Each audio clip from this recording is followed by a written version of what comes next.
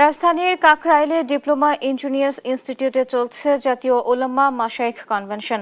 এ নিয়ে আরও জানাতে সরাসরি যুক্ত হচ্ছেন সহকর্মী ফজলে ইলাহি আদিত্য, উলামা মাশায়েখ কনভেনশনে কি বিষয়ে আলোচনা চলছে জানাবেন।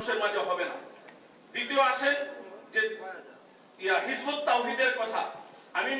রাজধানীর কাকরাইলে ওলামা মাশায়েখদের যে মহাসম্মেলন সেই সম্মেলন অনুষ্ঠিত হচ্ছে এবং এখানে বাংলাদেশের বিভিন্ন প্রান্ত থেকে যারা মুসলিম মারা গেছেন এবং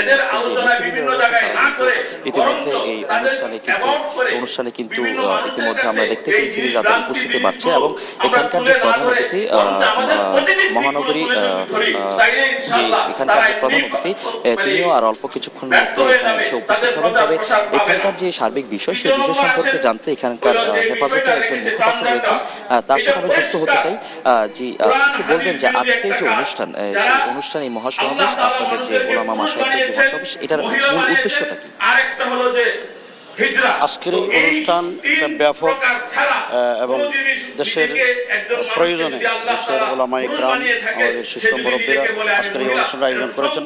বিশেষ করে জাতীয় সংসদে ট্রান্সজেন্ডার ইস্যুকে নিয়ে যে আইন পাস করা হয়েছে, এই আইন যেন বাতিল করা হয় এবং বাংলাদেশে মুসলমানদের ইমান বিধ্বংসকারী হিজবুত তাওহীদ নামে একটি উগ্রবাদী সংগঠন প্রতিষ্ঠা লাভ করেছে, ব্যাপকভাবে প্রচার প্রচারণা চালাচ্ছে। এই উগ্রবাদী সংগঠন দেশের মুসলমানদের ইমান ধ্বংস করছে এবং মুসলমানদের মধ্যে বিভেদ ও অনৈক্য তৈরি করছে। আজকের এই সম্মেলন থেকে এই উগ্রবাদী সংগঠনকে নিষিদ্ধ করার দাবি জানানোর জন্য আমরা এই সম্মেলন আয়োজন করেছি। আরও বিশেষ করে বাংলাদেশের রাষ্ট্রীয় এবং সামাজিক পর্যায়ে যেভাবে মানুষের মধ্যে অবক্ষয় এবং মুসলমানদের ইমান আকীদা ধ্বংস করার যে চক্রান্ত চলছে, এই চক্রান্তের মোকাবেলায় ওলামা ইকরাম যেন সচেতন হয় এবং রাষ্ট্র যেন সেটার কার্যকর ব্যবস্থা গ্রহণ করে, এই দাবি দেওয়া নিয়ে আজকের এই সম্মেলন। আচ্ছা, আপনাদেরকে একটু জানতে চাচ্ছি যে আগামী দিনে কোনো এই ধরনের যে আপনাদের যে দাবি যেটা বলছেন যে ট্রান্সজেন্ডার যে নীতিমালা রয়েছে সেটা যদি না মানা হয়, সেক্ষেত্রে আপনারা কোন ধরনের পদক্ষেপ নিতে যাচ্ছেন? বাংলাদেশটা সংখ্যাগরিষ্ঠ মুসলিম প্রধান দেশ এবং এদেশের মানুষ ধর্মপ্রায়ণ। এখানে ধর্ম বিরোধী যে ট্রান্সজেন্ডার, যেটা মানুষের বাংলাদেশের যুব সমাজের চরিত্র ধ্বংস করবে, এই মানুষের একটা নৈতিকতা ধ্বংস করে দিবে, এই আল্লাহর গজব নাজিল হবে। এই গজব থেকে বাঁচার জন্য, যুব সমাজের চরিত্র রক্ষা করার জন্য আমাদের এই দেশে এই ট্রান্সজেন্ডার ইস্যুটাকে যেন সরকার কোনো ধরনের সহযোগিতা না করে, আমাদের পক্ষ থেকে সরকারের কাছে এই দাবি অব্যাহত থাকবে এবং এই দাবি বাস্তবায়ন করার জন্য আমরা ধারাবাহিক কর্মসূচি পালন করব। এছাড়া ধরেন আমরা দেখেছি যে এখন মুসলমানদের মধ্যে নানা রকম ভেদাভেদের সৃষ্টি হয়েছে,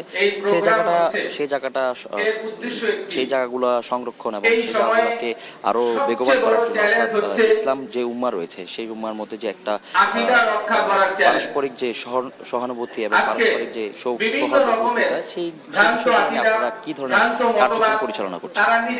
আমরা সবসময় মুসলিম উম্মার ঐক্য কামনা করি এবং মুসলমানদের ঐক্যের জন্য নিজেদের মধ্যে ছোটখাটো যত ভেদাভেদ রয়েছে এগুলির জন্য পরিহার করে আমরা একটা কল্যাণ রাষ্ট্র কায়েম করার জন্য সব শ্রেণী পেশার ওলামা ইকরাম এবং তৌহিদি জনগণ ঐক্যবদ্ধ থাকে। এর জন্য আমাদের পক্ষ থেকে, ওলামা ইকরামের পক্ষ থেকে সবসময় আহ্বান করা হচ্ছে, সবসময় এটাকে আমরা উদ্বুদ্ধ করে আসছি। সুতরাং আমাদের যে কর্মসূচি সেটা হলো এই মুসলিম উম্মার ঐক্য, মুসলমানদের ইমান আকীদা ঠিক রেখে ঐক্য। আকীদা বিনষ্ট করে, ইমান ধ্বংস করে মুসলিমদের মধ্যে কোনো ঐক্য হতে পারে না।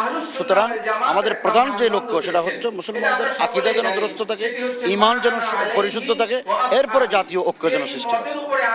দর্শক, আমরা যুক্ত ছিলাম যে এখানকার হেফাজতের যে মুখপাত্র রয়েছেন তার সাথে যুক্ত ছিলাম এবং এখানকার যে প্রধান অতিথি মহিবুল্লাহ বাবি নগরী, তিনিও কিন্তু আর অল্প কিছুক্ষণের মধ্যে এখানে এসে উপস্থিত হবেন। তাদের দাবি রয়েছে সেগুলো ইতিমধ্যে আপনারা জানতে পেরেছেন এবং প্রধান অতিথির বক্তব্যে আসলে স্পষ্টভাবে আগামী দিনের যে ওলামা মাশায়েখদের যে কার্যক্রম, সেই কার্যক্রম কোন দিকে ধাবিত হবে সেটা কিন্তু প্রধান অতিথির বক্তব্যের উপরে নির্ভর করবে এবং প্রধান অতিথি হয়তো আর অল্প কিছুক্ষণের মধ্যে, অর্থাৎ মহিবুল্লাহ বাবি নগরী আর কিছুক্ষণের মধ্যে এখানে এসে উপস্থিত হবেন।